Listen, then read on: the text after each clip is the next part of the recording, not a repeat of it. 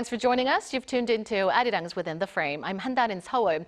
The world is currently facing numerous crises, from ongoing wars and slowing economic growth to the escalating impacts of climate change. Yet one critical issue that requires greater attention is the global education crisis.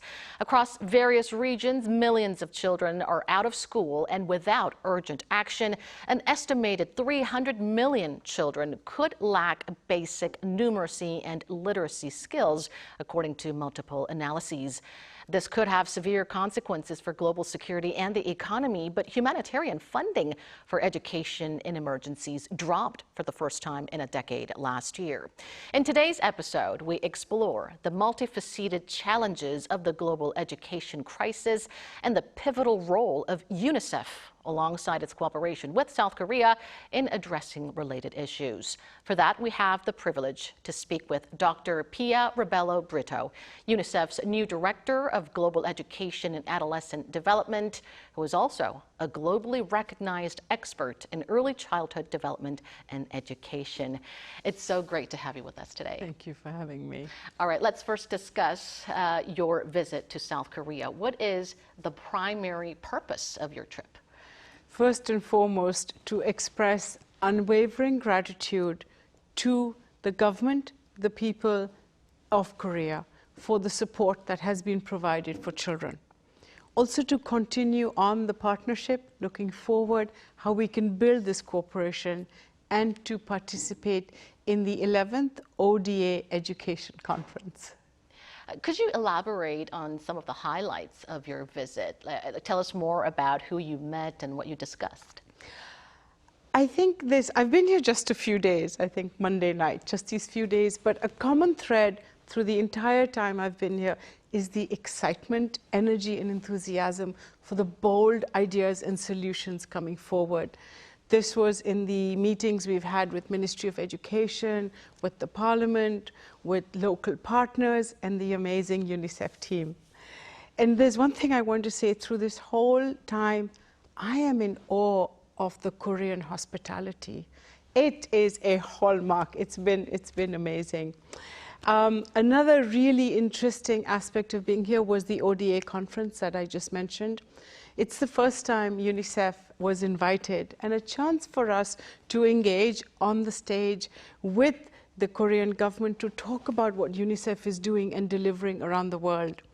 And the conference brought together partners from many sectors, from many areas, and for us collectively to talk about solutions for children and how the government of Korea can go forward to actually be the pioneering global example.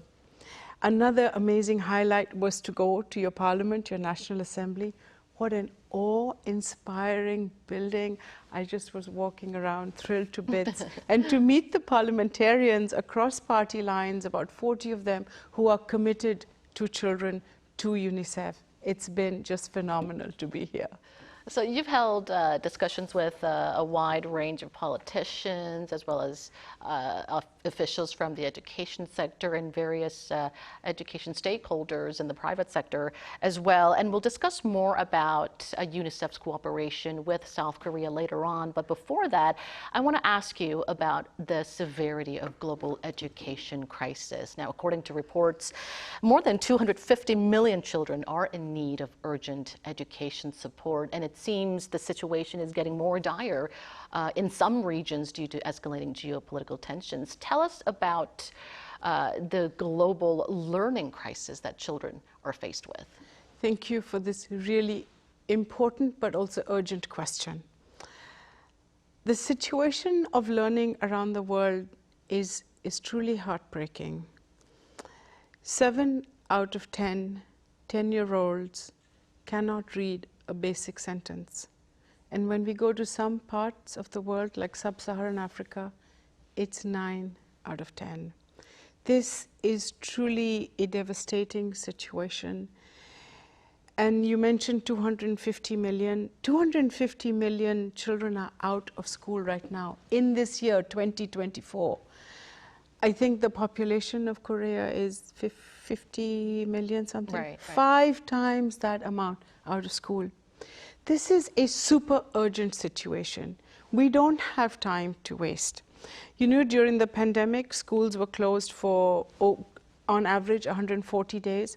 Prior to that, learning was in a dire condition, but the rates of children who were not learning, who couldn't understand a basic sentence, went up over 10 percentage points. We don't have time to waste. This is a very serious situation. We have to act as though there is a fire under our feet. You know how South Korea is notorious for its high education fever, and as a South Korean myself, it's all the more shocking to find out just how many children out there are in need of urgent education. 5 times the population of South Korea. It really is shocking. I think there needs to be a greater awareness of the issue. Both here in Korea and around the world. Now, to the big question, how is UNICEF responding to address the global learning crisis? And what sort of efforts are being made, especially to support those that are most marginalized? UNICEF has been at the forefront of the response. We are bringing forward evidence-based solutions to the situation in which they have to be implemented. The implementation context is a big part of then how do you accelerate the answers. And what we see is that during the life course of a child and a young adult, there are some key transition points that we need to make sure children are hitting those milestones. So we're working towards ensuring that by age 5, children are ready for school. They have the skills to enter school and succeed. By age 10, they have acquired the core foundation literacy, numeracy skills that enable them to then be able to study more complex mathematics, political science, the STEM subjects. And by age 18, they are ready for the world of work, for employment.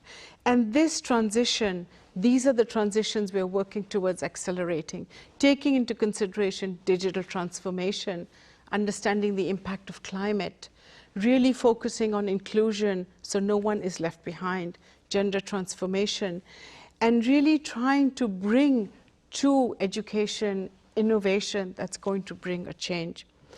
In some countries, we've tried this out, and for example, if we look at Guinea, where the literacy rate, as I mentioned, was about 17%. We went in with these accelerated actions, supporting teachers, building the classroom environment, and we found within 6 months, the literacy rate for these foundation skills went up to 63%.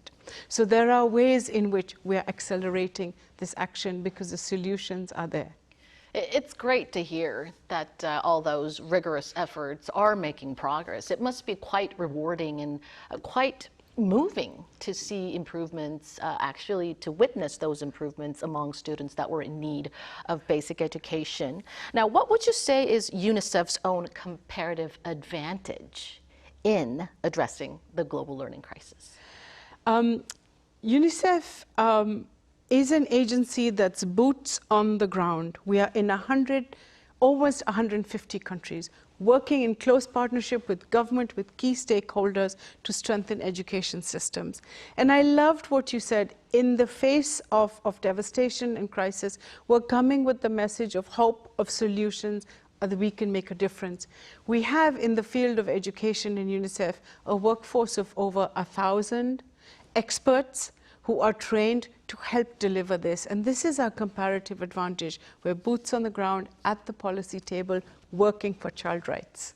And all of those efforts, of course, driven by the unyielding dedication of UNICEF members. The passion. Now, it goes without saying that UNICEF has always been at the forefront of children's education worldwide, but it also needs some outside support, doesn't it? What sort of support does UNICEF require to ensure better access to education for children most in need? Thank you for the question. It's the heart of the matter. No one agency or one group can do it alone. It has to be a whole of society approach. It has to be with partners. So the first is, how do communities, governments come together to realize this crisis and to advocate for change? We need that urgently. Second, we need to ensure there's adequate financial resources to make this happen. And third, we need partnerships with all important agencies, with all important stakeholders to come together in a common response so that we can deliver for children. And this is the model in which UNICEF is operating around the world. So UNICEF needs support from both the government and the private level. Yes. Now, we've briefly mentioned about this, but South Korea is notorious for its high education fever. It now boasts one of the world's highest literacy and college entrance rates. And it has a unique history of transforming itself from a donor recipient to now a donor nation. How has South Korea contributed to UNICEF's education initiatives? I think I have to say South Korea is a shining example. And the more around the world we can learn from these successful stories, the less we're going to have to reinvent the wheel. So if we can really learn from the practical ways in which South Korea shifted the agenda, got a educated population, it's going to make a massive difference. Second, as you've said, this education fever that transformed the country within a generation from being a recipient to a donor. I think if South Korea takes forward this example of supporting international cooperation with UNICEF to bring change to those developing countries, it's going to make a massive difference. I also think the policies that South Korea has taken forward are very progressive. The universal education policy for primary school, the strengthening of secondary education. It would be great to have these policy examples for other countries to learn from. I think the financial support South Korea can provide to UNICEF to roll out in a flexible way what governments need around the world, that would be tremendously beneficial.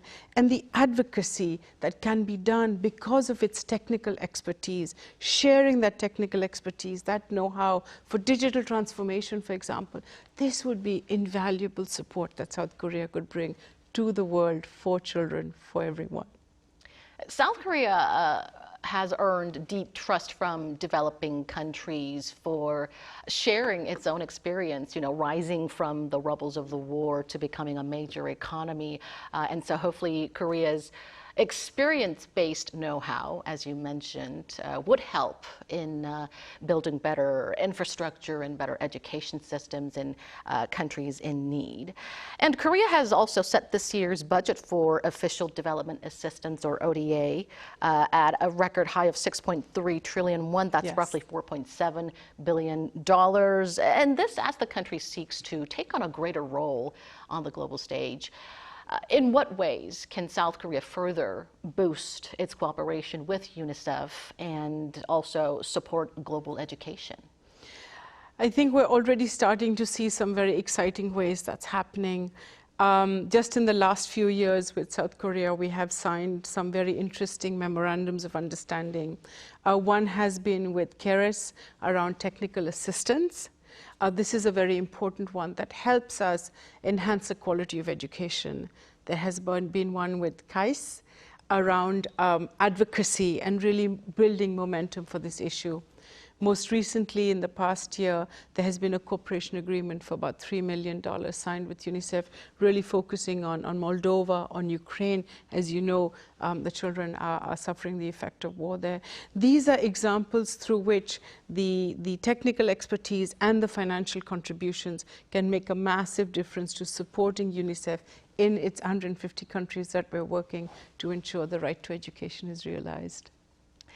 Now, before you became UNICEF's new global education leader, I understand that you were a political scientist, also a professor at Yale University with your profound knowledge in early childhood development. Now, with your wealth of expertise, what are your key goals for your tenure? I have to say it's quite humbling and quite an honor to have received this assignment at this time, because the world is going through a learning crisis. And I feel to have this purpose in life through work, to be able to bring change for children around the world, to be able to change learning outcomes, to be able to help children have the ability to achieve their potential. This is something that I feel it's an opportunity of a lifetime, and I'm so grateful to have that with UNICEF in being able to help chart the vision, set the global strategy, work with countries around the world to make it happen. I'm tremendously excited and honored if this does happen, if this can come true. I mean, education for children, it really is a pressing issue, isn't it? I mean, education, it's children's inherent human rights, isn't it? The right to basic and quality education. Yes, and if we all believe in the transformative power of education. It's the cornerstone of people, of societies. Korea is a shining example of that. So we can make this, what happened in Korea, happen around the world. I think we'll be in a whole different place. All right. Now, since we have a bit more time left, let's discuss a little bit about education inequality. Now, education gap still exists across different regions. Has the education gap widened in recent years, and what factors do you think are contributing to the trend? So I think the most recent urgent issue that widened the education gap is COVID-19. In modern history, this was the most massive disruption we faced around the world. When schools shut down, we started to see that those who had access to some sort of education learning, those school systems that had access, were able to start to regain, start to provide access and learning to their children. And this was really something that started to, as I said, widen the gap in terms of the percentage of children who were not able to acquire basic foundational skills. Another gap we're starting to see is a digital gap, because more and more technologies and ed tech is influencing learning. But we know the entire world, remote villages are still not connected to the internet, much less have electricity. This is another divide we're starting to see. A third divide that we have to pay attention to, and inequity, is in gender. Girls are getting left behind. They're dropping out of school in higher numbers because of poverty. And we have to ensure that these gaps do not widen. And if we have a minute, the most startling gap that we are seeing is right now, 1/4 of children 5 years of age are developmentally not on track. When we look at 10 years, it's over half the children are not acquiring foundational skills.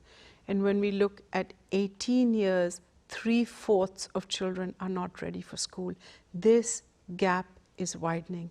If we do not give every child an equal opportunity, the best start to life, we continue to bake inequality in the system in a way that more and more children get left behind. And this is something we have to address right from the beginning. You mentioned a bit about digital education, and perhaps that's where South Korea can come in and make greater contributions, with the country being a technological powerhouse. All right, we'll conclude our discussion there. Thank you so much, Dr. Brito, for making time and coming in here to share your insights. And also thank you for all the crucial work that you're doing for children's education worldwide. We hope we can see more positive impacts through all of your as well as UNICEF's efforts. Thank you. It's a pleasure. Thank you. And that brings us to the end of the show. Thank you for watching, and be sure to tune in same time tomorrow to join our conversation. Goodbye for now.